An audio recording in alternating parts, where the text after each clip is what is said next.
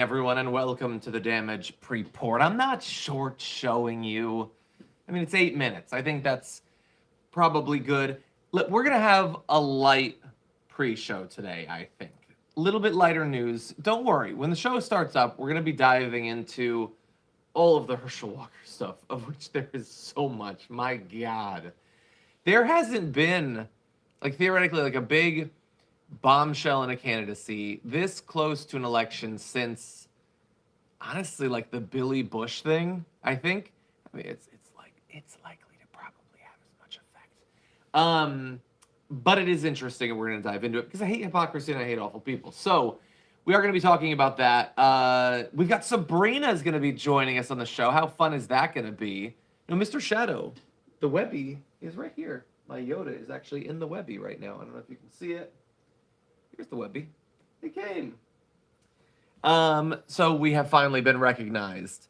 Dawn, yes, I did have a long show yesterday. Hey, Mina, how's it going?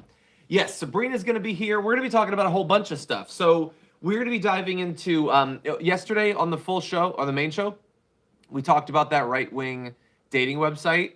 Well, now we have news about their difficulty in getting a certain type of person to sign up on it. So we're going to have fun with that. Oh, we're going to be talking about incels and how you avoid creating them in the first place. Hey, me money. So I'm going to be getting Sabrina's views on that, and we got a whole bunch of stuff. Trump is suing CNN, and there's just a lot going on. Oh, there is this campaign ad that was made for Tudor Dixon that is hilarious. This, I guess, biker group of Republicans wanted to make this ad and didn't think that hiring actual actors is a good idea, and it sort of shows. You can kind of tell. Anyway, let's jump into the news as we have it. Okay, bad news. Gas prices above $3.80. So they've gone up, feels like close to 10 cents over the past 2 weeks. So that absolutely blows. It's got me Googling electric cars once again and then realizing that I can't necessarily afford them as it stands. Anyway, COVID cases still sitting at around the mid 40s, but notice this. Deaths now once again below 400. We'd been static at that point for some time. Feels like maybe 2 months, I think. In any event, that's down. You can see that actually all of these other negative numbers are down 12% on average per day over the past 2 weeks. So that is good news. Not good news on the gas prices, but good news on the COVID. And oh, by the way, so as I always remind you, when I give you the gas price and I say it's 380, it ain't 380 for me. I'm paying over $6. So just bear that in mind. Anyway, yes, Marcus Otera, I did see that. Absolutely terrible. Terrible. Weird coincidences happening when you investigate the cops.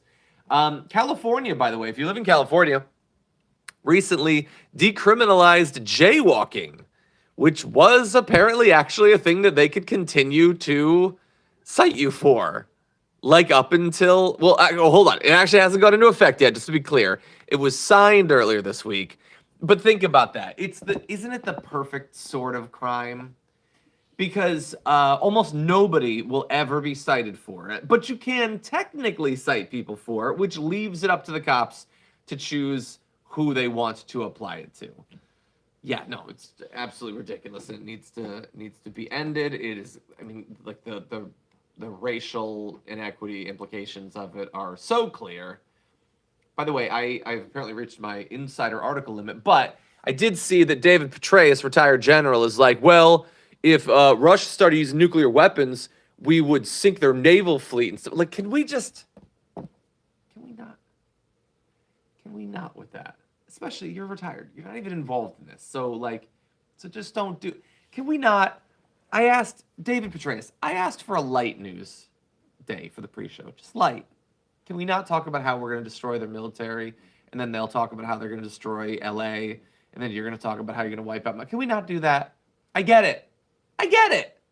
You guys have a lot of weapons. I get it, and you really like them. You're big fans of your weapons and everything. But, we're trying to just live. I want to last until the next season of Stranger Things. Can I just do that? I don't have any nukes. Why are you guys drawing me? can you guys just take your nukes and go to the moon? And you can launch nukes at each other all you want. Just fucking nuke each other to hell. But I don't want to be involved in it. I just don't. And so I'm not interested in the grandstanding on any side in this conflict. By the way, there's a story going around before we move to our final story about lawyers' emails mocking Trump's lack of wealth. And I don't really have much to say about that. It's all over the place. Honestly, to me, the emails read like maybe they're lightly mocking Trump, but it really feels like they're mocking the mocking of Trump. Like they talk about, let's see, I'm staying at Trump Hotel in D.C., doing my part to curry favor with the president by stuffing his empty pockets. Okay, maybe they mean it, or maybe they're just mocking like CNN or something, or Colbert. I don't know. So anyway, I just don't really care. I know it's all over the place. You're going to see it literally everywhere. I just don't really care. Really fast. I just thought this was funny. Donald Trump literally is taking credit for Bolsonaro winning. But as ridiculous as that would be, it's more ridiculous than that. Because if he was like, well, you know, I stumped for him and I gave these speeches and everything. No, he's specifically saying that because he bleated about him on Truth Social, that tipped the tide, saying, give Truth Social a lot of credit for the incredible win for Bolsonaro. My endorsement of him was done exclusively on Truth, and it had a spectacular impact for a spectacular man and president. Vote Bolsonaro. Now, like, are there technically maybe some people from Brazil? Well, yeah, okay, so hold on. That's a great point, too. Are there so first, let's take this in turn. Are there technically potentially people who support Bolsonaro and who live in Brazil on Truth? Yes. But they're not overall many people. And so I don't think that the share, like the market share in Brazil is very significant, okay? But also, as you guys are pointing out, he didn't win. Like, to take credit for a win in a way that you couldn't possibly have been definitive is ridiculous enough. But when you couldn't have been definitive because the dude didn't win, that seems really ridiculous. Anyway, let's turn to this now. Here is the stunt. Do you recall, I do you recall when Donald Trump got COVID? Because of course he did, because of course he wasn't doing anything to stop it. And do you remember when he like slumped his way to a helicopter and got taken to Walter Reed? And then they carted his nearly dead ass into a car with the Secret Service, and he coughed germs all over them so he could drive around and like wave a little bit. Okay. And then they brought him back to the White House, and he did his best to breathe, projecting strength before the nation and looking like a man who'd been rotting for 72 hours.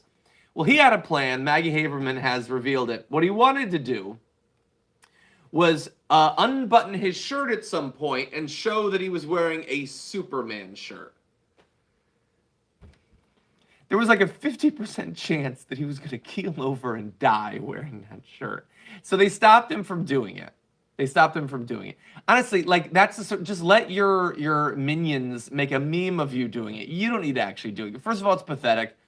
Second of all, Superman is literally an alien from a different planet who came here. So there's some political implications. It's a little bit complicated there.